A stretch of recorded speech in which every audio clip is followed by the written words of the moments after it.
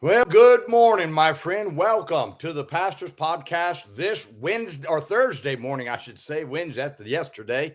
And I hope that you had a good midweek service. We had a wonderful service last night. I actually had a couple get saved and baptized last night. That's always an encouraging thing. To be able to have a Wednesday night service where people get saved, baptized, that's always good. Hope that you're having a wonderful week as we prepare, get ready to go towards the weekend. And I want you to really work hard in trying to see somebody get saved. Everybody every week needs to do their best to lead someone to Christ. Now, let me tell you something. You can't lead people to Christ if you're not giving them the gospel. Somewhere the gospel's got to come out of your mouth before somebody gets saved.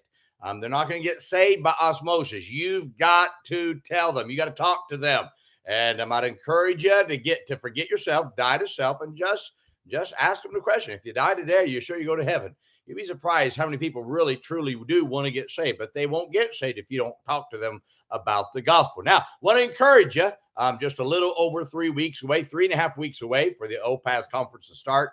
I want you to go to opasconference.com, register there. Go to the hotel page. If you need a hotel to stay in, there's one into the Hampton Inn. We've got a link right there. They give you a special rate, probably the best hotel that I would tell people to get to, and very inexpensive for that week. If you use that link, you can get a special rate that you will not get if you call them up. So I'd encourage you to use the link. We get nothing out of it. It's just a discount that they give us for people that use the hotel because of us. And so I would encourage you to do that. Again, opasconference.com. I want to encourage you to do that. Well, today I want to talk to you about he sought Jesus. In Luke chapter 19, verse 3, the scripture says, and he sought to see Jesus, who he was, and could not for the press because he was little of stature. Zacchaeus heard that Jesus was coming to town. He had heard of the works that Jesus had done. Now, when he heard that Jesus was coming, he sought to see him, but could not because of the crowd that thronged him. You see, Zacchaeus was a short man, and I know the short people kind of like his story. He was a short man. He couldn't see Jesus because the crowd was taller than he was. He came up with a solution. His solution to his dilemma was this. He's going to climb a sycamore tree. So I can see Jesus, at least when he passes by, I can see him from the tree. You see, the desire to see Jesus and not let anything stop him from seeing him is what led to Jesus stopping and telling Zacchaeus that he would go to his house. Now, not only did Jesus go to Zacchaeus' house, but Zacchaeus got saved that day. Why? Because he wanted to see Jesus so badly that he would let nothing stop him from seeing Jesus in his life. Now, this story reminds me of the lady who had the issue of blood. She needed to touch Jesus, but she could not touch him because the crowds thronged him.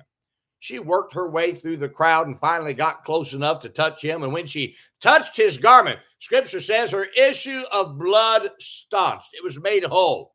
This lady had such a desire to touch Jesus that she would not let anything stop her until she touched him.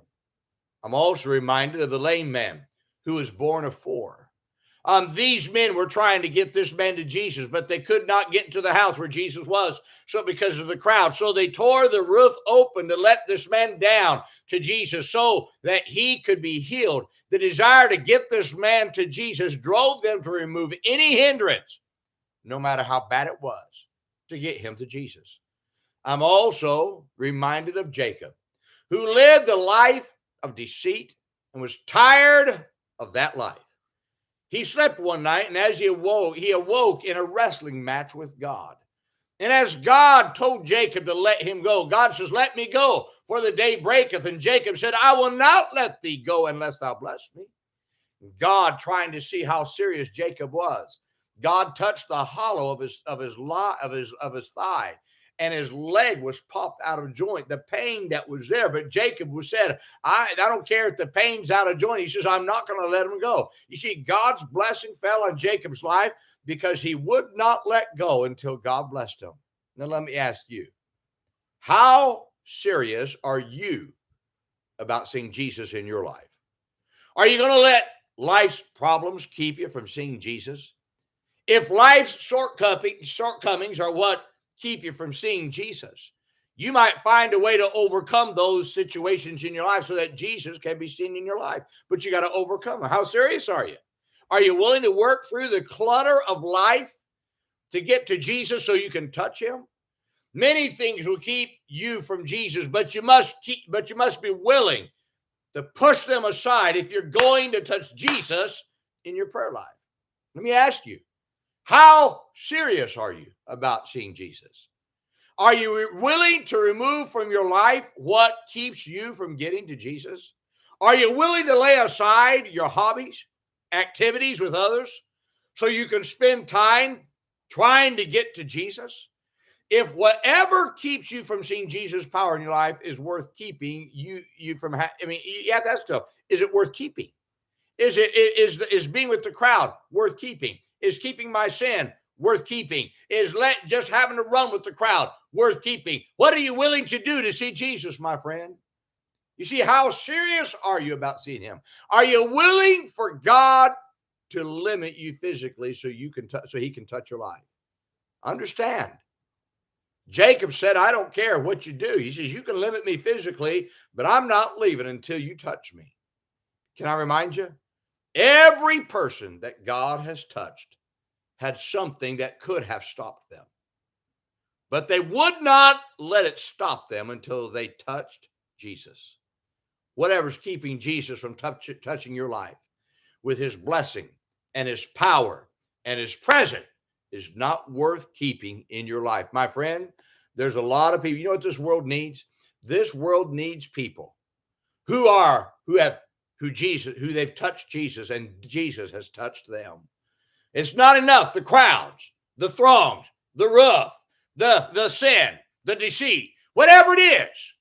Oh, my friend, this old world needs some Sunday school teachers, some bus workers, some preachers, some soul winners, God's people who say, I'm not going to let anything stop me until I get to Jesus. Not going to do it. Got to see Jesus. Got to have him touch my life. Got to have his power on my life. That's the secret, my friend. And until we touch Jesus, I want to tell you, you'll see the status quo in your life, but I'm not happy with that. I want God to do something mighty in my life. I don't know about you. That means you better do whatever you can to touch Jesus, because until you get to the point that you'll do anything to touch him, he will never touch you. I'm telling you, put everything aside, get along with God and say, God, I must have your power, and I'm not leaving until I get it. Well, I hope this is a help to you today. Now, let's remember today as we walk throughout the day, be good to everyone. Everyone's having a tough time. Have a great day, my friend.